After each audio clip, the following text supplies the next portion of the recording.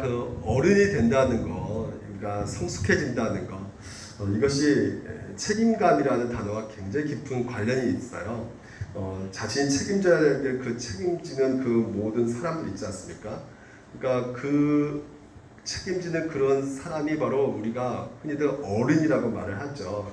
그냥 관찰자, 방관자, 비판자로 머물러 있지 않고 기꺼이 참여해서 모든 책임을 떠날 수 있는 용기, 이런 용기를 가지고 있는 사람이 바로 우리는 성숙한 사람이라고 이렇게 말할 수 있고요. 또한 책임이 있는 사람, 철 있는 사람, 이렇게 어른이라고 우리가 말할 수가 있는 것이죠. 어린이들 이렇게 한번 보세요. 우리 애원이나 민석이 보통 이렇게 책임 묻는 그런 어른은 없습니다. 그렇죠. 어린이가 잘못하면 그 책임은 부모나 교사에게 가게 되는 것이에요. 그러니까 어린이에게는 아직 책임질 만한 능력이 없기 때문에 그렇습니다.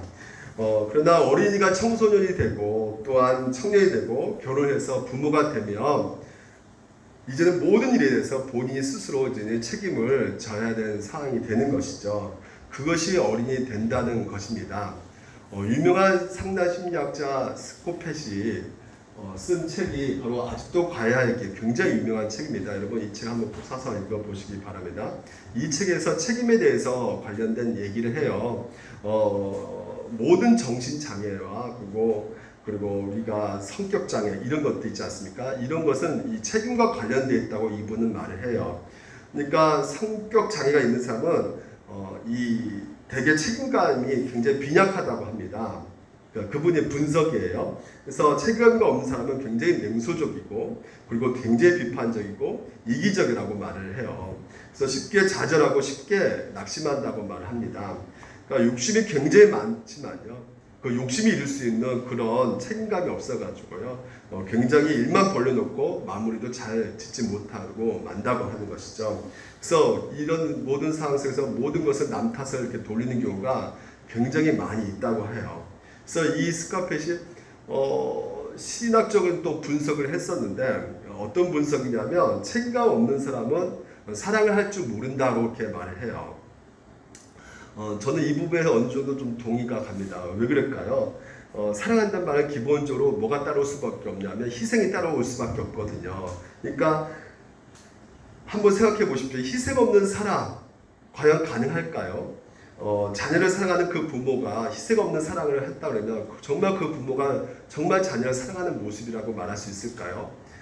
희생 없는 사랑으로 배우자를 사랑하는 그 남편, 혹은 아내 납득이 될까요, 여러분? 희생은 사랑의 토대입니다. 그렇죠? 그런데 희생의 말은 뭘로 대체할 수 있냐면 이 책임감하고 대체할 수 있다고 보고 있는 것이죠. 그러니까 책임감은 내가 상대를 책임지겠다는 뜻이잖아요. 그래서 사랑이라는 우리가 단어를 쓸 때 반드시 따라올 수밖에 없는 것이 무엇이냐면 이 책임감이라는 것이에요. 그러니까 사랑하는데 책임지지 않겠다? 이건 있을 수가 없는 말이죠. 그러니까 오늘도 이렇게 말도 안 되는 일들이 벌어지는 이 현실 사회 속에서 이 책임감 없는 행동이 굉장히 많이 일어나고 있단 말이죠. 예를 들면 돈을 아낀다는 실용적 목적으로 그리고 자기의 성욕을 채우겠다는 그런 성적인 목적으로 같이 함께 살겠는데 너랑 난 같이 함께 살겠는데 난 너 책임지지 않겠어. 너의 인생 내가 책임지지 않을 거야. 너는 내 인생 나는 내 인생 각자 살자. 이런 동거 문화가 굉장히 우리 사회 전반적으로 흐르고 있음을 우리가 또한 보지 않습니까? 그러니까 사랑한다는 것은 결국 무엇이냐면 책임진다는 것이에요. 그러니까 책임진다는 말은 또한 그런 의미에서 그 상대방의 삶 속에 적극적으로 참여한다는 것이죠. 그러니까 부모가 자녀를 사랑한다면 그 사랑하는 그 모습 가운데 어떤 모습이 나타날 수밖에 없습니까? 그 자녀의 삶에 대해서 적극적으로 참여하는 그 모습이 나타날 수밖에 없게 되는 것입니다.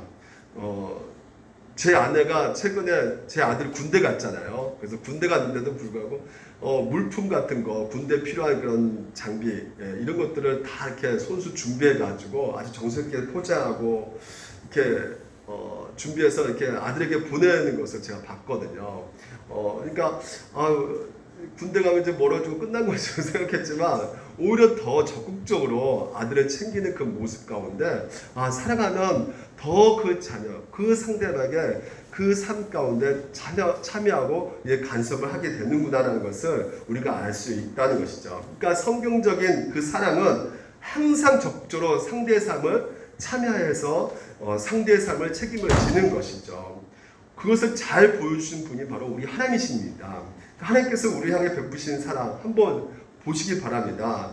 계획만 던져놓고 야 너희들 지키냐 안 지키냐 이것만 보시는 것이 아니라 뭐 평가하신 분이 아니시고, 만약에 하나님께서 오늘도 우리가 그런 하나님이라고 생각한다면 우리가 잘못 생각하고 있는 것이에요. 하나님께서는 우리 아버지 되세요. 믿으십니까? 하나님께서는 적극적으로 우리 삶을 참여하고 계십니다. 간섭하고 계세요. 우리를 향해서 계획을 갖고 계시고 실제로 열심히 그 계획을 위해서 일하신 분이 바로 우리 하나님 되신다는 것이에요. 그래서 우리를 위해서 희생하고 계신다는 것입니다. 우리를 위해서 그 모든 것을 일하고 계시기 때문에 그 모든 삶 속에서 항상 주님께서는 책임이 뒤따르고 있는 것을 우리가 볼 수 있는 것이죠. 그래서 이 책임감에는 적극적인 참여가 동반된다는 것이에요. 방관자, 관찰자, 평가자 이런 상태에 있는 것은 결코 사랑이라고 말할 수가 없는 것이죠. 책임지지 않는 것이라고 말할 수 있는 것입니다. 책임진다는 것은 결국은 무엇입니까? 사랑하는 것이고, 그 사랑은 결국은 그 상대방하고 인격적인 그 관계를 맺고 있다는 증거가 되는 것이에요. 오늘 여러분 이 마가복음 우리가 6장 읽었지만 이 마가복음을 통해서 예수님께서 어떻게 우리 가운데 책임을 지고 계시는가를 살펴볼 것이고, 그 예수님을 통해서 또한 우리가 어떻게 책임져야 될, 그리고 오늘 우리에게 있어서 책임감이 무엇인가를 또한 우리가 한번 살펴보도록 하겠습니다. 먼저 우리가 마가복음 1장부터 5장까지 우리가 한번 정리해보면 예수님께서 계속해서 병든 자, 귀신 들린 자 여러 마을 고을을 다니면서 치료하시고 또한 하나님 나라를 계속해서 예수님께서는 선포하셨어요. 여러 사람을 하는 상황 속에서 여러 마을로 다니시지만 그 중에서도 이 나사렛 자기 고향에 가셔서 하나님의 말씀을 전하시는데, 회당에서 가서 말씀을 전하시는데요, 그 말씀을 듣고 사람들이 깜짝 놀라는 것이죠. 왜냐하면 그 말씀이 너무나 지혜롭고 번잡할 수 없는 그 능력이 있기 때문에 많은 사람들이 놀랍니다. 오늘 보니까 예수님께서 안식일 되어 회당에서 가르치신 많은 사람이 듣고 놀랐다고 말을 하고 있어요. 도대체 이 가르침이 어디서 그가 배웠을까? 도대체 이렇게 말하는 지혜 어떻게 나왔을까? 이렇게 사람들이 놀라는 것이죠. 심지어 기적을 행하는 그 상황 속에서 어떻게 이렇게 기적을 행할 수 있을까? 라고 예수님의 그 말씀 가운데, 기적 가운데 감탄하게 되고 있다는 것이죠. 그래서 이렇게 따르면 그 나사렛 고향 사람들이 금방에도 예수님 영접하고, 그래 내가 이제부터 예수님 믿어야지 이래야 될 텐데 그렇지 않는 것이에요. 자, 보시면 이 사람들이 어떻게 하냐면 마리아 아들 목수가 아니냐, 이 예수가 야고보 요셉과 유다와 시몬의 형제가 아니냐, 그 너희들이 우리와 함께 여기 있지 아니하고 어떻게 하고 있어요? 예수를 배척하고 있다는 것이에요. 그러니까 너희 가르침 진짜 놀랍다, 진짜 너가 갖고 있는 지혜와 능력 대단하다 이렇게 생각하고 있지만, 그럼에도 불구하고 내가 너 어렸을 때 내가 너를 잘 알고 있거든, 너 어렸을 때 네 집 가정도 잘 알고 있거든, 내가 다 알고 있는데 너 이러지 않았잖아 하면서 이 예수님의 그 가르침을 방해하고 있단 말이죠. 그러니까 오늘 지금 현재 이 나사렛 고향 사람들이 뭐라 말하냐면 마리아 아들 이렇게 말하고 있거든요. 보통 이렇게 마리아 아들, 우리가 일석이를, 우리 최현정 집사님, 여자 이름 같지만 최현정 집사님은 보통 아빠 아무개 씨 아들 이렇게 부르잖아요. 그리고 심지어 우리나라 같은 경우는 최현정 집사님, 최현정 집사님의 아들 이렇게 일석이를 부르지 않습니까? 근데 유대 사회에서는 여자 이름에 아무개 씨 누구 여자 이름의 엄마의 아들 이렇게 부를 수가 없어요. 항상 아빠 아무개씨 누구 아들 이렇게 부르게 돼 있습니다. 그래서 여러분 누가복음이나 마태복음 이 족보를 보게 되면 낳고 나오잖아요. 그 낳고 누가 낳았냐면 남자 이름이 기록됐어요. 그러니까 아빠 이름들이 다 기록되어 있어요. 아버지가 낳고 실제로 배 아파 낳은 사람 누군데? 엄마인데 아버지 이름들이 기록되어 있는 것이죠. 그만큼 그 사회가 무슨 중심 사회다? 남성 중심 사회라는 것이에요. 근데 지금 현재 보면 뭐라 하냐면 마리아 아들 이렇게 말을 하고 있단 말이죠. 그러니까 굉장히 뭐예요? 비아냥거리고 있는 것이죠. 실제로 지금 현재 이 마리아 아들을 불렀던 그 또한 한 가지 의도가 있는데 그 어떤 의도냐면 당시의 나사렛 사람들은요 이 예수가 요셉의 아들이 아닐 수도 있다고 생각한 것이에요. 그러니까 여러분 물론 예수님은 성부 하나님께서 낳으신 것이죠. 영원하신 그 성부 하나님의 아들이고 거 알고 계시죠? 삼일째 하나님. 근데 이 사실을 모르는 이 나사렛 사람들은 실제로 예수님께서 성령으로 잉태하셨잖아요. 그걸 모르잖아요. 근데 보니까 결혼했는데 결혼한 시점 계산해 보니까 이게 애기가 나온 거 보면 이게 맞지가 않는 것이에요. 그러니까 마을 사람들이 이거 보니까 분명히 이거 요셉의 아들이 이 예수가 아닐 수도 있다라고 그들은 생각을 했던 것이죠. 그러니까 이 마리아가 다른 남성과 어떤 성관계를 통해서 낳는 그 어떤 사생아일 수도 있겠다는 생각을 하게 되는 것입니다. 그래서 이 마리아 아들이라고 불렀던 것이고 실제 또한 뭐라 부르냐면 목수 이렇게 부른 것이에요. 지금 목수라 부른 것입니다. 그 당시에 또한 많은 사람들이 예수님 뭐라 부르냐면 하나님의 아들이라고 불렀던 제자들도 있었고 메시아다 아니면 또한 선지자다 랍비다 이렇게 존경하는 그 존칭이 많이 있음에도 불구하고 이 고향 사람들은 야 목수야 너는 이런 식으로 이렇게 비아냥거리면서 비하한 말을 지금 현재 쓰고 있다는 것이죠. 그러니까 여러분 굉장히 놀라면서도 이들은 그 말씀의 가르침이 놀라면서도 굉장히 지금 현재 뭐하고 있는 것이에요? 분노하고 있는 것입니다. 불쾌하면서. 그래서 내가 너한테 어떻게 이렇게 배울 수가 있겠어? 막 하면서 지금 현재 예수님의 그 가르침에 대해서 배척하고 있는 이들의 모습을 보게 된다는 것이죠. 실제로 그래서 성경에서 뭐라고 말합니까? 자기 집 위에서는 존경을 받지 못함이 없다 이렇게 말하고 있는 것이에요. 근데 여러분 나사렛 사람들이 예수님을 배척한 그 이유가 근본적으로 이유가 무엇일까라는 생각해 볼 때 오늘도 이 예수님께서 뭐 잘못된 가르침, 뭐 성경을 잘못 해석했기 때문에 얼토당토한 그런 성경을 가르침 때문에 사람들에게 배척을 당하느냐? 그렇지가 않죠. 무엇 때문에 배척당했을까요? 바로 그들의 교만 때문이란 말이죠. 그들의 영적 교만이 예수님의 말씀에 놀라하면서도 못마땅하고 그를 배척했단 말이죠. 오늘 여러분 우리가 이것을 보았을 때 지금도 얼마든지 우리의 삶 속에서 우리가 예배 가운데 일어날 수가 있게 된다는 것이에요. 우리가 설교자가 이 복음을 선포할 때 하나님의 말씀을 정확히 가르칠 때 여러분 마음 가운데 무슨 생각, 어떤 마음을 가질 수 있겠습니까? 물론 여러분 지금 현재 뭐 그런 생각을 하시지 않겠지만 옛날에 저는 그런 생각을 한 적이 있어요. 너는 나보다 학력이 낮은데 너는 나보다 IQ도 떨어지고 지혜가 없는데 나보다 덜 똑똑한데 지금 내가 너의 말을 꼭 들어야 되냐? 이런 교만한 마음이 저 예전에는 있었던 것이에요. 그래서 그런 마음 갖고는 하나님의 말씀을 들을 수 있습니까? 없습니까? 듣지 못하는 것이죠. 그러니까 우리가 기억해야 될 사실이 무엇이냐? 하나님 말씀에 대해서 우리가 어떤 반응을 보여느냐? 우리가 제대로 하나님 말씀을 들으려고 한다면 어떤 반응을 가져야겠습니까? 감히 나에게 이런 설교를 해? 감히 나에게 가르치려고 해? 이런 반응을 가지고는 결코 하나님 말씀을 들을 수가 없는 것이죠. 오히려 하나님 말씀이 오늘도 진정을 들려지게 하려면 그 하나님 말씀이 우리 가운데 역사하게 되려면 하나님 말씀을 진정을 받아들이게 하려면 우리가 할 수 있는 것은 무엇입니까? 은혜를 구하는 것이죠. 아멘? 하나님 저에게 이 시간 저 영목사에 말씀을 통해서 은혜 여러분 하나님 아버지 부어 주시옵소서.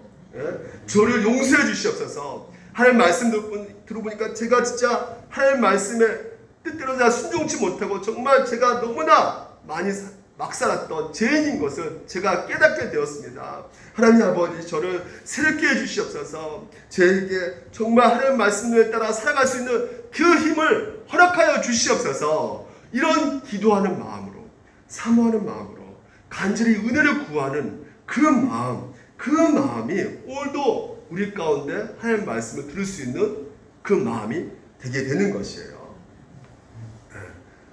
그러니까 여러분, 오늘 설교자 이 시간 여러분 결코 생각해서는 안 되는 것이죠. 뭘 생각해야 되는 겁니까?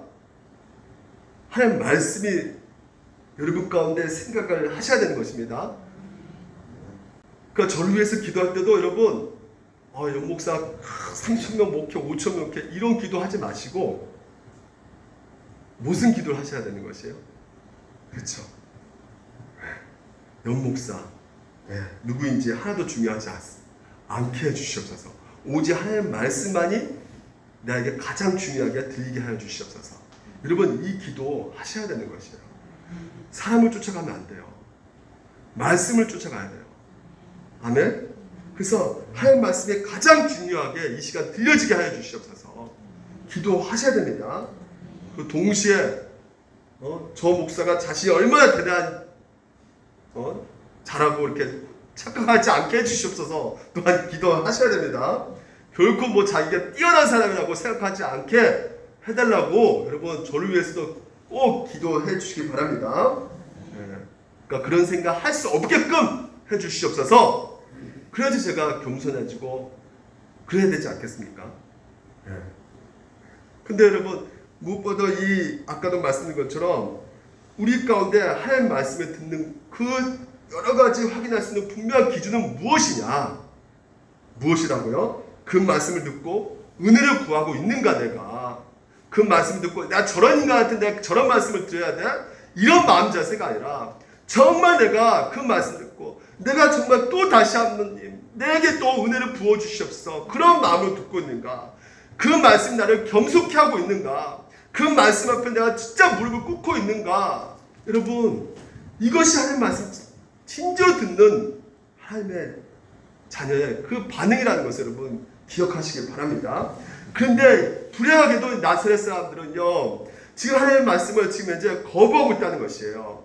그 말씀을 보게 됩니다. 그러니까 이런 이유로 예수님께서 두 가지 반응을 보이시는데 어떻게 반응을 하십니까? 아무 공동도 행할 수가 없고요. 그들이 믿지만 않으면 어떻게 하고 있다고요? 6절에 보니까 이상히 여기더라는 것이에요. 그러니까 어떻게 이렇게 마음이 강팍해질 수 있지? 어떻게 이렇게 돌같이 딱되게 굳어질 수 있지? 어떻게 이 정도로 믿음이 없을 수가 있을까? 라면서 예수님께서 한탄하게 탄식하고 있는 것이죠. 그래서 여러분, 오늘 우리가 이 본문에 보는 것처럼 그렇다고 해서 그 모든 사람이 예수를 배척한 것은 아니에요. 거의 대부분 사람들이 배척했지만 할 말씀을 거부했지만요. 또한 보시면 소수의 병자가 어떻게 해요? 안수하여 고치셨다고 말하고 있어요. 그러니까 지금 보면 주님의 말씀을 듣고 믿음으로 반응한 사람이 있었던 것이죠. 그 말씀을 통해서 주님의 자신이 구원자라는 것을, 그래서 그 주님을 영접한 자가 바로 주님의 은혜를 경험하게 되는 그 놀라운 일들이 일어난 것을 우리가 보게 된다는 것입니다. 그래서 오늘도 여러분, 우리 예수님께서 사람들을 향해 가지고요, 너희가 나에게 구원받기를 원한다면 너희들 나에게 나와라, 이렇게 지금 이제 보이시는 것이 아니라 예수님께서 어떻게요? 직접 그 사람들을 찾아가심을 오늘 볼 수가 있다는 것이죠. 잃어버린 영혼을 찾아가셔서 하나님의 복음을 전하게 하시고, 그리고 그들을 구원하러 초대하시고, 또한 그들에게 간절히 간구하는 그 예수님의 모습을 우리가 볼 수가 있는 것입니다. 그렇습니다. 예수님은 그 주특기가 뭐냐면 끊임없이 우리를 설득하신다는 것이에요. 끊임없이 그렇게 거부하고 있으면서도 불구하고 우리에게 말씀을 끊임없이 전하시면서 설득하고 계신다는 것입니다. 그래서 우리가 아브라함, 야곱, 우리의 그 창세기에 나와 있는 그 인물들을 보게 되면 그 인물들의 어떤 행위를 훌륭하다 생각해가지고 본받자, 이것이 아니라 그렇게 정말 말도 안 듣고 고집스러웠던 그 아브라함, 야곱, 이삭, 이 사람들을 그렇게 하나님께서 끝까지 설득하시면서 어떻게 그 아브라함을 아브라함으로 만드시고 그 야곱을 이스라엘로 만드시는 그 하나님의 그 놀라운 설득, 그걸 이제 박연서 목사님이 하나님의 열심이라고 표현했는데, 그 하나님의 열심, 오늘 그것을 우리가 보셔야 된다는 것이에요. 오늘 이 본문도 그것을 보여주고 있단 말이죠. 이 나사렛이라는 이 고향에 예수님께서 그 전에도 방문을 하신 적이 있으세요. 누가복음 보게 되면 방문을 했는데 이 사람들이 예수님의 말씀 듣고 정말 놀랐음에도 불구하고 믿음으로 반응하지 않는 것이에요. 오히려 불쾌하고 분노했고, 심지어 어떤 일까지 해가냐면 이 나사렛 사람들이 예수님을 그 산으로 낭떠러지에 끌고 가가지고 떨어뜨리려고, 밀쳐서 떨어뜨리려고 했던 자들이 바로 이 고향 사람들이었단 말이죠. 근데 이런 일을 겪었음에도 불구하고 예수님께서 또 다시 찾아가셔가지고 계속적으로 지금 그들에게 복음을 전하고 있단 말이죠. 목숨을 걸고 또 오셨다는 것이에요. 무엇 때문에 그랬습니까? 험한 일을 겪었음에도 불구하고 또 오셔서 자기를 죽이려고 할지도 모르는 그 상황 속에서 또 전하는 것은 왜 그럴까요? 복음을 들어야 하기 때문에, 한 영혼이 살아가기 위해서는, 한 생명이 살려내기 위해서는 이 복음이 들려져야 되기 때문에, 구원을 받아야 하기 때문에 오늘도 예수님께서는 계속해서 그 위험을 무릅쓰고 끝까지 책임지시고 그 일을 신실하게 하고 계신다는 것이죠. 복음에 대한 책임감을 예수님은 충만하게 갖고 계셨던 것입니다. 그래서 자신을 죽이려고 달려드는 그 나사렛 사람들, 간절한 마음으로 그 영혼들을 구원하기 위해서 다시 오셔서 그 하나님의 복음을 전하고 있는 것입니다. 처음부터 예수님께서 이 땅에 오셨을 때에도 자신의 죽음을 전부 앓으셨단 말이죠. 그러면서도 오시지 않았습니까?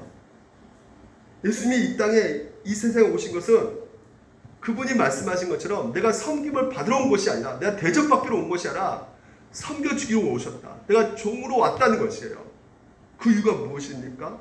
오늘도 우리의 죄를 대속하기 위해서, 대속 제물을 되기 위해서 이 땅 가운데 오셨단 말이에요. 그래서 원래부터 주님은 처참한 죽음을 당하신 것을 알면서도 불구하고 우리 가운데 오셔서 우리가 죄와 사망으로 빠질 수밖에 없고, 그래서 그 지옥불에 떨어질 수밖에 없어 영원한 심판과 멸망에 이를 수밖에 없는 우리를 구원하기 위해서 우리 예수님께서 오셨다는 것이에요. 그러니까 여러분, 이것은 뭘 보여주고 있는 것인가? 이 세상 우주 만물의 그 모든 가운데 우리의 구원을 가장 원하신 분은 누구실까라는 것을 보여주고 있다는 것이죠. 여러분, 여러분의 구원 가장 원하고 있는 거 여러분 자신인 것 같죠? 네? 아닙니다. 우리 예수님이 여러분 구원을 가장 원하고 계세요. 여러분, 지금 현재도 가족을 위해서, 믿지 않는 가족, 남편, 믿지 않는 내 친척들 위해서 간절히 기도하지 않습니까? 기도하고 있죠. 그래서 내가 이 기도하는 것도 내가 간절히 내가 지금 현재 이거 원하고 있잖아요. 정말 내 가족이 정말 예수 믿고 구원받았으면 좋겠다 원하고 있는데, 그 원함은요 우리보다 더 간절히 원하고 있는 분이 누구시냐? 바로 우리 예수님이라는 것이에요. 그래서 여러분, 오늘도 예수님께서 우리 가운데 확실하게 책임을 지신다는 것이에요. 여러분을 포기하지 않으시고요, 끝까지 여러분 인생 가운데 주관하시고 통치하시고 인도해 가신다는 것입니다. 그래서 오늘도 여러분, 우리가 본문 말씀을 통해서 볼 수 있는 것이 무엇이냐? 정말 그렇게 주님께서 우리 가운데 일하신 것을 바라봐야 될 텐데, 오늘도 우리 가운데 구원을 간절히 원하시는 것을 우리가 알아야 될 텐데, 그 말씀을 배척하고 거부하는 그런 믿음에 대해서 반응하지 않는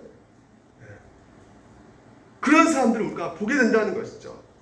그러니까 주님의 말씀을 들었지만, 주님의 말씀에 감탄했지만, 주님의 말씀 놀라웠지만요, 모든 사람들이 다 믿음으로 반응하는 것이 아니라는 것입니다. 그 말씀을 거부한 자들도 있고 그 말씀을 받아들인 자도 있고 또 어떤 사람은 어느 시절까지는 받아들여요. 하지만 어느 순간 받아들이지만 내 안에 가장 소중한 것이 있고 가치 있게 여기는 것들을 건드리면 더 이상 그 말씀을 듣지를 않으려고 한단 말이죠. 거부한단 말이에요. 배척한 그 모습, 그리스도를 거부한 자들의 모습이라는 것이에요. 그러니까 오늘도 예수님께서 손을 얹어서 병을 고치시는 그 놀라운 영혼을 구원해 주시는 그 은혜의 경험을 해주시는 그 모습 가운데 우리가 볼 수 있는 것이 무엇입니까? 우리의 과거가 어떠한 삶을 살았든지 간에 그 내가 어떠한 큰 죄를 짓던 간에 그 모든 것에 있어서 상관이 없이 오늘 예수님을 믿고 영접하는 자는 결코 단언코 다 한 번도 주님께서 거절당함 없이 주님의 은혜를 경험하게 해주신다는 것을 오늘도 그 소수에게 손을 얹어서 병을 고치는 그 모습 가운데 확실하게 우리 가운데 보여주고 있는 것이에요. 이 사건만 아니라 두 강도 사건도 극명하게 우리 가운데 보여주고 있는 것이죠. 여러분 그거 아시죠? 예수님께서 십자가 못 박에 달려 죽으실 때 예수님만 죽으신 것이 아니라 그 옆에 두 강도도 같이 함께 십자가 달려 있었잖아요. 여러분 십자가 처형 로마 제국 시대 때 일반 사람이 십자가에 달리게 하지 않았습니다. 그러니까 평범한 죄 짓는 사람들을 달리게 하지 않고 인간이 지었을 때 가장 큰 죄를, 심한 죄를 짓는 사람만 십자가 처형을 시켰단 말이죠. 그러니까 십자가 처형이 왜 그렇다고요? 가장 그게 인간이 겪고 있을 때 최고의 고통을 줄 수 있는 처형 방법이기 때문에 그래요. 피를 장시간을 쏟는 것이기 때문에 이게 엄청난 고통이거든요. 그러니까 아무나 십자가 처형하지 않습니다. 그러니까 이 두 강도는요 어떤 자냐? 뭐 성경에서 뭐라고 말하고 있지 않기 때문에 알 수 없지만 추측해 보면 이 자가 무슨 죄를 지는지 우리가 금방 알 수 있죠. 사회에서 가장 지탄받는 죄를 짓고 있었던 자들인 것이죠. 가장 비난받고 있는, 정죄받고 있는 자들인 것이에요. 모든 사람들이 책임지지 않으려고 하는, 누구도 환대받지 않는 그런 사람이었던 것이에요. 그 당시만 해도 그 처형 방법이 너무나 끔찍하기 때문에 이게 구경거리가 된 거거든요. 마을 사람들이 그 십자가 처형할 때 막 사람들이 몰려오거든요. 그 몰려가지고 그 처형하는 것을 다 봐요. 근데 그 보면서 그냥 사람들이 아이고 잘 죽, 어떻게 하냐, 안타깝네, 그러지 않습니다. 저 인간 다시는 우리 앞에 나타나기만 해봐라. 그냥 진짜 잘 죽었다. 그냥 너 같은 인간 죽어야 돼. 그냥 죽이나 떨어져라 막 하면서 사람들이, 주변 사람들이 막 조롱하고 비방하고 말로 다 할 수 없는 그 비난과 조롱과 저주를 한꺼번에 받게 된다는 것이죠. 그러니까 세상의 눈으로 보게 되면 아무런 희망도 없는 자들이란 말이에요. 두 강도가요. 종교의 관점에서도 보게 되면요 소망이 없어요. 구원의 희망이 전혀 없습니다. 종교적 관점을 보게 되면 여러분 일단 세상 종교는 어떻습니까? 적어도 구원받기 위해서는 뭔가 공로를 쌓고 뭔가를 많은 선을 행하고 그러면 어느 정도 구원받을 수 있다고 세상 종교는 말을 하죠. 천주교 같은 경우는 보속행위, 보속행위가 뭔지 아시죠? 내가 얼마큼 이렇게 하게 되면 그걸 보시고 그 신앙적 어떤 생활을 보고 우리를 구원해 주신다. 그래서 미사도 드리고 그리고 구제도 하고 여러 가지로 우리 인간의 행위로 충분히 구원받을 수 있다고 생각한단 말이죠. 이것은 기독 천주교만 있는 게 아니라 불교도 있죠. 삼천배 하든지 또 그 뭐라 그랬죠? 지붕에다가 뭐 이름 새긴 거죠. 그렇게 보속행위를 한단 말이죠. 근데 지금 이제 이 강도는요 지금 십자가에 달려서 완전히 그 어떤 것도 할 수가 없는 상황이에요. 극심한 아주 최고의 죄를 지어가지고 십자가에 달려서 더 이상 가능성이 없는 사람입니다. 구원의 일만한 가능성도 뭐 자기가 뭔가 착한 행위라도 할 수 없는 그 상태에 있단 말이에요. 희망이 1%도 없는 그런 죄인을 향해서 이 예수님께서 뭐라 말씀하십니까? 너의 모든 죄가 사함받고 의로운 자로 예수님께서 선언해 주셨단 말이에요. 그 누구도 책임지지도 않으려고 하고 그 누구도 큰 죄라고 생각해서 비방하고 조롱했던 그 저주받는 그 강도를 예수님께서는 너는 나와 함께 낙원에 있으리라 하면서 구원시켜 주셨단 말이죠. 믿음의 단 하나의 고백. 하나님 나라 들어갈 때 예수님 나도 같이 좀 기억해 주셔서 들어가게 해주세요. 그 믿음의 고백. 오늘 여러분 이게 바로 기독교입니다. 이게 바로 고백인 것이에요. 이 세상에 아무리 큰 죄를 짓는다 할지라도 이 세상에 많은 죄를 짓는 죄인이라 할지라도 세상 사람들 눈에는 종교 관점에 볼 때도 저 사람은 전혀 구원 가능성이 없다. 착한 일도 못하니까 가능성이 없고 그래서 정죄받을지라도 예수 그리스도를 믿으면 여러분 예수 그리스도를 의지하며 이미 창세에 택하신 자는 예수 그리스도를 믿을 것이고 그래서 그 믿음으로 오늘도 하나님께서는 당신의 나라로 예수님의 나라로 하나님 나라로 들어가게 하신다는 것이에요. 그래서 오늘도 여러분 하나님의 자녀되는 이 영광스러운 이 복음 이게 기독교이고 우리가 믿고 있는 구원받는 복음이라는 것입니다. 이렇게 우리 인생을 책임져 주신다는 것이에요. 믿으시기 바랍니다. 그래서 여러분 이 하나님의 우리를 끝까지 책임져 주시는 놀라운 은혜와 사랑을 풍성하게 누리시기 바랍니다. 그게 바로 하나님 나라의 맛을 맛보는 것이에요. 구원이에요. 내가 받은 구원이 얼마나 큰가. 나는 여전히 이 잿덩어리인데 그럼에도 불구하고 나를 이렇게 살려주시고 은혜 베푸신 그 은혜 너무나 놀라워. 이 노래가 찬양에 나오는 것이죠. 그러면 여러분 그 은혜와 그 여러분을 끝까지 책임주신 그 예수님을 우리가 보았을 때 그분의 행하심을 통해서 오늘도 내가 내 인생 가운데 그래 뭐 나는 이제 할 거 없지 뭐 다 책임져 주니까 이렇게 될 수가 없단 말이죠. 하나님께서는 오늘도 우리 가운데 그 책임져 주시는 그 은혜를 알고 있고 깨닫게 된 자는 또한 하나님께서 우리 가운데 어떠한 책임감을 우리 가운데 주시느냐. 바로 복음을 전하는 그 책임을 우리 가운데 주신다는 것이에요. 오늘 우리가 7절부터 13절까지 그 본문의 말씀을 통해서 보게 되면 12제자를 세우시고 예수님께서 그들에게 복음을 전하러 파송하십니다. 그들에게 귀신을 쫓아내는 권능도 주시고요.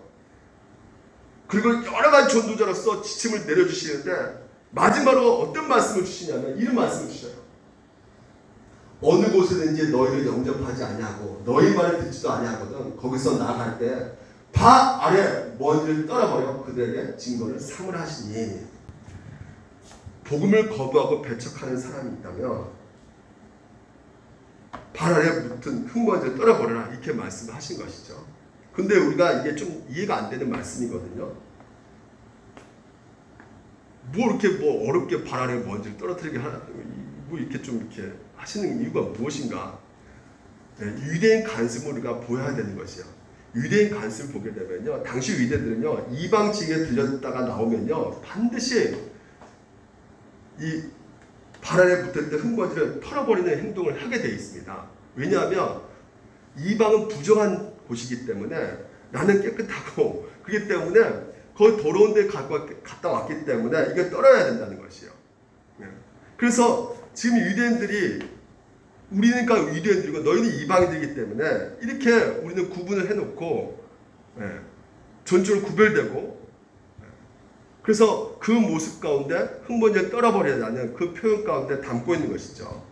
다시 말해서 예수님은 예수님이 제자들과 그들이 전하는 복음을 거부했을 때 배척했을 때 발 아래 있는 흙먼지를 떨어버리라고 말씀하시고 더 나아가서 이것을 가지고 뭐라고 합니까? 그들에게 증거를 삼으라고 말씀하고 계셔요. 이게 중요합니다. 증거 삼으라고 할 때 이 증거가 헬라어 말하고 뭐냐면 마르키온이에요. 그러니까 표시가 되게 하라는 것이죠. 근데 이 마르키온이 어디서 쓰여지냐면요. 오직 성령이 너에게 임하시면 너희가 권능을 받고 예루살렘과 온 유대와 사마리아 땅까지 이르러 내 증인이 되리라. 이때가 복음은 우리에게 기쁜 소식이지만 거부한 자들에게는 심판의 메시지가 되는 것이에요. 그래서 성경을 보기에는 노아도 마찬가지로 뭘 전한 겁니까? 심판의 메시지를 전한 것이에요. 구약의 선지자들 하나같이 다 무엇을 전했을까요? 심판의 메시지 전했어요. 심판의 메시지. 오늘 여러분 교회에서 뭘 들어야겠습니까? 복음 안에 뭐가 들어있다고요? 심판의 메시지가 들어있다니까요. 심판의 메시지를 들으셔야 돼요. 많은 분들이 나 한 주 동안 진짜 위로 좀 해줘. 진짜 지쳤어 나 진짜. 좀 내 마음에 좀 이렇게 답답하니까 좀 꿀꿀하니까 좀 내 기분 좀 좋게 해줘. 재밌게 좀 해줘. 설교가 그런 게 아니란 말이에요. 여러분 마음에 그냥 격추주고 위로해주고 기분 좋게 해주는 것이 설교가 아니라 하나님의 복음은 성경은 단호합니다. 사냐 죽으냐예요. 생명의 가의 길이 있어요. 그것은 그냥 개그 콘서트 보면 그냥 웃으세요. 그냥 윤리적 도덕적인 어떤 것을 들으려면 그냥 저기 불교 방송도 좋은 말씀 많이 해요. 나 일주일 내내 지쳤으니까 나 웃기게 해줘. 재밌게 해줘. 나 위로하니까 나 힘들어 죽겠어. 나 물질도 없고 나 이거 건강도 안 좋으니까 나 이거 좀 어떻게 좀 해줘. 나 위로 좀 해줘. 기도 좀 해주든지. 여러분 성경이 세계에서 가장 많이 팔린 책이라는 것을 아십니까? 성경이 유일한 이 세상의 진리인 거 아십니까? 진리이기 때문에 세상에서 제일 많이 팔린 책이에요. 다른 거 객관적으로 평가할 수가 있는 것은 베스트셀러 중에 베스트셀러란 말이에요. 더 이상 이 성경만큼 팔린 책이 없습니다. 인간이 바보입니까? 적어도 이것이 진짜라고 생각하니까 이 성경을 읽는단 말이에요. 이게 진리란 말입니다. 그러면 이 성경의 진리를 연구하고 또 연구하는 신학자들이 있단 말이에요. 이 신학자들이 연구한 끝에 이 성경에서 오늘도 우리 가운데 말해주고 있는 이 진리의 복음이 무엇이냐면 우리에게 유일하게 주는 유일한 위로는 무엇이냐 이걸 가르쳐줬단 말이죠. 하나님의 그 여러분 다 우리가 배웠던 거 산이 사나 죽나 가운데서 우리에게 주는 유일한 위로는 이 땅의 돈도 아니고 명예도 아니고 땅도 아니고 그것들은 잠시 잠깐이고 정말 여러분 위로는요 모든 사업 속에서 해당되어야 되지 않겠습니까? 어쩔 때는 위로받고 어쩔 때는 위로 못 받고 이렇게 되지는 않잖아요. 그러니까 여러분 우리에게 유일한 위로는 무엇이냐?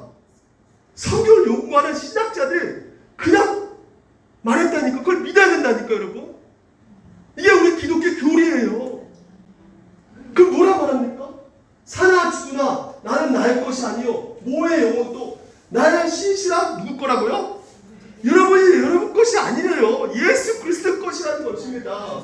그 때문에 우리에게 위로가 되는 것은 내가 생기는 이런 고통, 후회, 낙심, 절망, 아픔, 스트레스 이게 모든 게 다 뭐로 시작되는 거예요? 죄 때문에 시작되는 이 고통을 누가 치우셨다는 것이에요? 예수님께서 치우셨다는 것이에요. 모든 죄값을 그것도 완전히 치우고 나를 마귀의 모든 권세에서 해방하셨다는 것입니다. 그래서 하늘에 계신 나의 아버지 뜻이 아니면 머리털 하나도 땅에 떨어지지 않도록 나를 어떻게 해요? 이게 유로란 말이에요. 다른 거 유로가 아니라 이게 유로라는 것이에요. 사람의 모든 것이 협력해서 여러분 갖고 있는 여러 가지 모든 실패와 문제와 사고와 사건 이런 모든 것까지도 다 협력해서 하나님께서 어떻게 하신다는 것이요. 나의 구원을 이루도록 끌고 가신다는 것이에요. 한마디로 책임을 지신다는 것입니다. 이게 위로가 되십니까? 그럼에도 불구하고 아직까지도 나 돈이 있어야지 위로가 돼. 물론 중요하죠. 중요합니다. 하지만 우리는 성도예요. 성도는 그것으로 만족해서는 안 되는 것입니다. 예수 그리스도로 만족하셔야 되는 것이에요. 그래서 이제 발 아래 흙먼지를 떨어버리라 말씀하고 계시잖아요. 무엇을 말하고 있는 것입니까? 내가 전했다는 거예요. 이 복음을 전했다. 너에게 줄 수 있는 가장 최고의 유일한 위로를 전했다는 것입니다. 근데 누가 배척한 거예요? 상대방이 배척한 것이죠. 나사렛 고향에서 배척한 것이죠. 책임이 있다 없다 나에게는 이제 더 이상 책임이 없다는 것이죠. 오늘 여러분 우리가 깨닫게 된 중요한 가지가 무엇이냐? 복음 안에 구원의 초청만 있는 것이 아니라 그리스도를 거부한 자에게는 반드시 하나님의 심판이 있다는 것이죠. 오늘 여러분 보십시오. 요한복음 3장 16절. 여러분 이게 굉장히 사랑의 그 하나님의 복음의 말씀이죠. 하나님이 세상 이처럼 사랑하사 독생자를 주시니 이는 그를 믿는 자마다 멸망하지 않고 영생을 얻게 하라시니라. 얼핏 보면 이거 굉장히 구원의 메시지만처럼 들리지만요. 이건 정확하게 심판의 메시지예요. 만약에 너희들이 그를 믿지 않으면 어떻게 된다는 것이에요? 어떻게 되는 거예요? 멸망? 당한다는 거예요. 영생 얻지 못한다는 거예요. 정확하게 이건 심판의 메시지도 담겨져 있다고. 구원의 메시지도 담겨져 있지만 심판의 메시지가 더 강력하게 여러분 가운데 들려주셔야 된다는 것이죠. 그러니까 여러분 우리가 갖고 있는 책임이 무엇입니까? 여러분이 바로 하나님 나라 성경에서 보는 대사라고요. 대사. 외교관입니다. 외교관. 최근에 영화 모가디슈. 거기 보니까 그 대사관이 진짜 나라를 위해서 그 모든 것을 던지더라고. 자기 몸도 자기 모든 어떤 말도 얼마나 조심하는지. 예? 이게 말이 자기 말과 자기 행동이 나라를 대표한다니까요. 여러분 뭐라 그러냐? 하나님 나라의 대사관이에요. 믿으십니까? 하나님 나라의 시민권자고 대사란 말이죠. 그래서 하나님 나라를 위해서 하나님께서 여러분을 통해서 그 모든 것을 심판의 메시지를 통해서 한 영혼이라도 하나님께서는 건져내기를 원하고 계신단 말이에요. 심판의 메시지 보십시오. 지금 이제 이것이 무엇이냐면 태국에 있는 죽음의 기차라는 진짜 일본이 2차 세계대전 때 태국 사람들 포로 끌고 가지고 아침에 이 기차 타고 가서 그냥 죽고 와요. 그냥. 왜? 공사가 단 1년 만에 하기 위해서 사람들이 무려 10만 명을 죽였대요. 이 기차를 타고 다니기 위해서. 공사하는 현장 가운데. 그래서 죽음의 기차예요. 지금 여러분을 이 기차를 태우려고 다가오는 거 아십니까? 죽음의 기차가 다가오는 거 아십니까? 태우려고. 여기에 모든 사람이 예의가 없습니다. 모두 다가 죽음의 기차를 다 타고 간단 말이에요. 코로나 때문에 3,000명 걸려가지고 잠이 안 오시죠? 확진자가 생기니까 더. 그런 분이 굉장히 많다고 그래요. 잠이 안 온대요. 불안해가지고. 발 뻗고 못 자겠대요. 근데 여러분, 코로나보다 더 실제적인 상황이 무엇이냐? 여러분, 우리 가운데 죽음이 온다는 거예요. 이것만큼 100% 확실한 것도 없습니다. 50살 되니까 제가요, 알겠어요. 그때는 몰랐어요. 시간이 이렇게 빨리 가는지. 진짜 초스피드로 가더라고, 시간이. 10년, 20년이 금방금방 갑니다. 하나님의 심판은 시간의 문제지, 이 가능성의 문제가 아니에요. 그러니까, 심판 당할까? 그럴까? 아니거든요. 코로나보다 더 확실한, 명백한 실제 상황이란 말이죠. 근데 코로나는 불안한데 지금 이제 우리가 받을 그 심판은 전혀 생각지도 않아. 잠 못 자야 돼요, 여러분. 코로나 때문에 잠 못 잔다잖아요. 100번의 심판 앞에 여러분 잠 못 자셔야 돼요. 고민하셔야 됩니다. 지금 보십시오. 성경에서 뭐라고 말하냐면 그들을 미혹하는 요한계시록 마귀가 불과 유혹불에 던져버린다. 먼저 하나님께서는 마귀와 이런 거짓 선지자를 먼저 유혹불에 던진대요. 그 다음에 어떻게 하시냐면 예수 그리스도 복음을 거부한 자도 어떻게 한다고요? 동일하게 어디다 던진다고요? 불못에 던져버린다는 것이요. 그래서 계시록 보면요, 먼저 사탄의 심판이 있고, 불못에 던지니까 심판이 있고요, 그 다음에 불신자 심판이 있는 거예요. 똑같이 거부한 자는 심판 던져버리는 거예요. 그러니까 총수하고 제거해야지만이 뭐가 오기 때문에? 새하늘과 새 땅이 오기 때문에. 하나님께서는 그냥 새하늘 새 땅 만드신 거 아니니까요. 먼저 제거하신단 말이에요. 멸망시킨단 말이죠. 불못에 던지신단 말이죠. 그래서 여러분, 성경에서는 계시록 보십시오. 끝에 보십시오. 12절에 또 내가 보니 죽은 자들이 큰 자나 작은 자 그 보좌 앞에 서 있는데 창들이 펴있고 또 다른 책이 펴져 있으니 곧 생명체다. 죽은 자들 하나님 예수님의 복음을 거부한 자들이 어떻게 합니까? 자기 행위에 따라 어떻게 되는 것이에요? 심판받는 거예요. 자기 행위. 아, 목사님 저 그래도 어저께 지나가는 사람 지갑도 주워주고 내가 좋은 일 많이 했는데요, 목사님. 내 행위 그래도 좀 우러운 것이 있는데요. 성경에서 뭐라 말합니까? 100%예요, 100%. 100%예요, 100%입니다. 1%도 하나님께서 우리를 99% 보는 것이 아니라 1%도 죄를 범하면 그 1%를 보신단 말이에요. 그때는 우리 행위로 가게 되면 반드시 우리는 뭡니까? 아무리 우리 가운데 나 착한 일 많이 했는데요. 우리 안에 뭐가 있어요? 미움, 시기, 질투, 원망, 탐심, 음란함, 이런 것이 우리 가운데 거짓말 끊임없이 우리 가운데 있는데 우리 행위로 가면 끊임없이 우리는 뭐밖에 받을 수밖에 없는 것이요? 심판을 받을 수밖에 없는, 그래서 불못에 떨어질 수밖에 없는 거란 말이죠. 그런 자를 뭐라 합니까? 죽은 자라는 것이에요. 그냥 하나님께서 그 자는 그냥 죽은 자. 여러분, 이 심판의 메시지가 들려져야 되는 것이에요. 응? 그런데 보십시오. 흰 보좌와 그 앉으신 이를 보니 요한이 봤단 말이죠. 예수께도 흰 보좌를 봤어요. 에레미야 선지도 흰 보좌를 봤어요. 흰 보좌에 누가 계시는데요? 바로 예수 그리스도.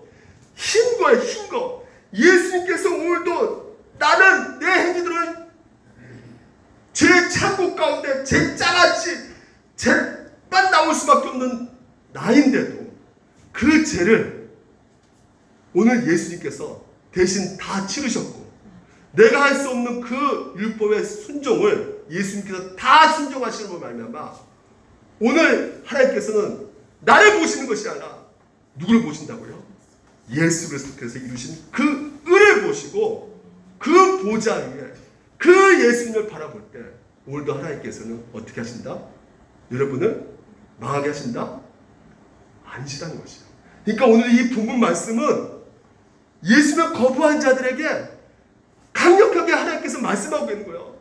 나는 너희들 심판받지를 않기 원한다. 너희들 멸망받지를 않기를 원한다. 근데 우리 안에 죄 때문에 우리가 그렇게 죽음의 기차를 타고 가고 있다. 그러니까 너희들 어찌하면 좋겠니? 예수 그리스도 믿어야 되지 않겠니? 예수 그리스도 영접해야 되지 않겠니? 예수 그리스도 받아들여야 되지 않겠니? 너희들 심판을 얻으면 안 되지 않겠니? 너희들 멸망당하지 않으면 안 되지 않겠니? 코로나는 그냥 코로나는 폐만 망가지지만 이 망가짐, 이 멸망은 모든 게 다 쫙 나는 거예요. 어? 그러면 여러분 가운데 하나님의 이 심판의 메시지가 결국 우리를 회복시키기 위해서, 여러분을 살리기 위해서, 여러분을 구원시키기 위해서 오늘도 우리 가운데 이런 경고 메시지를 주고 있단 말이에요. 저도요, 말씀이 준비하면서요, 과거에 내 자신을 보았을 때 진짜 주님을 배차한 적이 있거든요. 제가 자유주의 신학교 가가지고 예수를 부인하고, 예수님이 역사적 인물인데 무슨 예수님이 하나님의 아들이야, 나 그런 4대 성인으로 생각하는데 뭐 그걸 믿을 필요가 뭐가 있어. 예수는 안 믿었다니까요. 예수는 멀리 떠났다니까요. 그래서 내가 세상 사람한테 제일 열심히 그냥 예수님 거부하면서 거스리면서. 그런데 오늘 여러분 이 성경에서 우리 가운데 말씀해 주신 것은 오늘도 나는 예수님을 배척했지만 예수님은 여러분을 우리를 배척하신 적이 없으시단 말이에요. 내가 한 게 영원히 하나님께서 나를 받아주고 계신다는 것이죠. 그래서 과거에 여러분 죄책감에 사로잡힌 분이 계십니까? 하나님의 심판에 두려워하신 분 계십니까? 오늘도 주님께서 행하신 일이 무엇이라고요? 이 복음 가운데 심판의 그 메시지 가운데 오늘 내가 받아야 될 그 심판, 내가 받아야 될 그 멸망 누가 받으셨다고요? 내가 받아야 할 멸망, 내가 받아야 할 심판 누가 받으셨다고요? 예수 그리스도께서 다 받으셨다는 것을 말씀해 주고 계시고, 그래서 오늘도 여러분 이 하나님의 심판이 오늘 우리 가운데 들려졌을 때 우리가 무엇을 바라봐야 됩니까? 백보자 심판. 그 백보자 누가 계시래요? 예수 그리스도. 예수 그리스도를 바라보셔야 되는 것이에요. 예수 그리스도께서 오늘도 우리 가운데 심판자로 다시 오실 것입니다. 재림하신다는 걸 믿으십니까? 그때는 여러분 빌라도가 예수님을 재판했죠. 빌라도 그 재판 앞에 누가 섰어요? 예수님이 섰어요. 그래서 예수님을 아주 진짜 물건처럼 취급하고 자기 목적을 위해서 이 예수님을 아무것도 아니게 취급했던 사람이 빌라도란 말이죠. 근데 예수님이 다시 오실 때는, 예수님이 심판자로 오실 때는, 자 보십시오. 너가 어찌하여 내 형제를 비판하냐? 우리가 다 어디 앞에 쓴다? 우리가 다 어디 앞에 쓴다? 하나님 심판대 앞에 쓴다. 그리고 보시죠. 반드시 누구 심판대 앞에 쓴다? 예수 그리스도 심판대 앞에 쓴다. 빌라도도 누구 앞에 쓴다? 예수님 심판대. 완전히 역전돼 버려요. 반전돼 버린 것입니다. 오늘 여러분 우리 자신을 한번 고민해 보시기 바랍니다. 내가 혹시 빌라도 아닌가? 내 가족 중에 빌라도 없는가? 믿지 않는 부모가 있다면, 그리고 믿지 않는 내 남편이 있다면, 오늘 여러분 우리 가운데 뭐가 있는 것이에요? 책임이 있는 것이에요. 책임을 지셔야 되는 것이에요. 영혼을 살리는 책임을 하나님께서 여러분 가운데 주셨습니다. 그래서 여러분 보십시오. 부르사 둘씩 여러분을 부르셔서 여러분 가정 가운데 보내셔 뭘 주셨다고요? 이 복음의 권능을 여러분 가운데 주셨습니다. 그래서 아무것도 가지지 말라. 그러니까 여러분 시간, 열정, 에너지 잣다운 것에 여러분 그 모두 뺏기지 말고, 사람이 사냐 죽으냐 오늘 그 기로에 서서 복음을 전하라는 것이에요. 심판의 메시지 전하라는 것입니다. 너도 내가 끝까지 책임져가지고 너를 살려내지 않느냐. 너를 살려냈으면 너 또한 이 가정에 내가 불러가지고 너를 보냈기 때문에 너 가족 영혼, 너 복음의 메시지 책임져야 된다는 것을 오늘 우리 가운데 알려주고 있는 것이에요. 스코토 아까 서두에 말씀했죠. 그분께서 내가 동의한다는 것은 바로 이 부분입니다. 영적인 장애가 있는 것은 결국 무엇을 보여주고 있느냐? 사랑하지 않는 것이에요. 사랑하지 않는다는 것은 결국 무엇입니까? 그 인생의 상대방의 삶에 내가 참여하고 싶지 않다는 거예요. 나 간섭하고 싶지 않다는 거예요. 그 인생 다 살고, 난 내 인생 살고, 난 내 마음대로 내가 하고 싶은 대로 살 거니까 네 인생 네가 살아. 책임지지 않는다는 것이에요.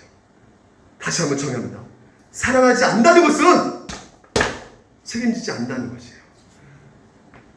책임지지 않는다는 것은 결국은 여러분 하나님께서는 여러분 가운데 묻고 계세요. 지금도 넌, 네 남편, 네 가족, 친척 너 어떻게 할래?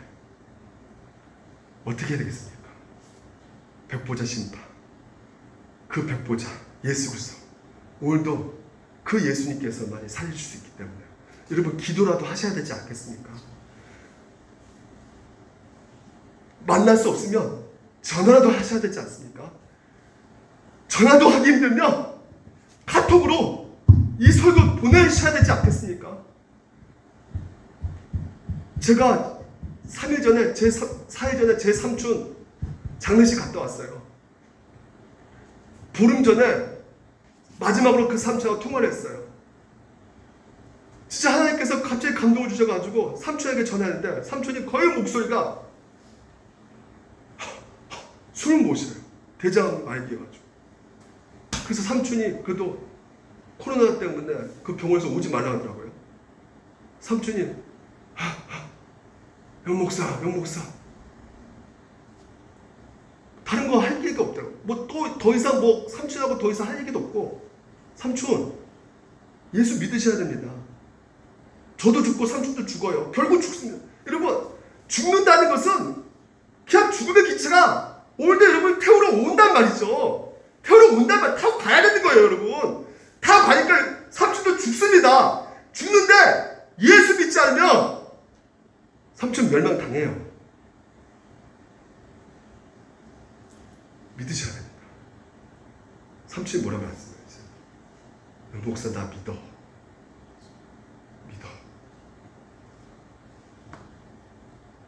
그러고 가셨어요. 하나님 나라로. 여러분, 심판에 오늘도 책임을 지는 그 모든 상황 속에서 하나님께서는 여러분 가운데 여러분 가정을 세우시고 여러분을 파송시켰습니다. 이 시간 여러분, 오늘 이 시간 우리 함께 좀 기도합시다.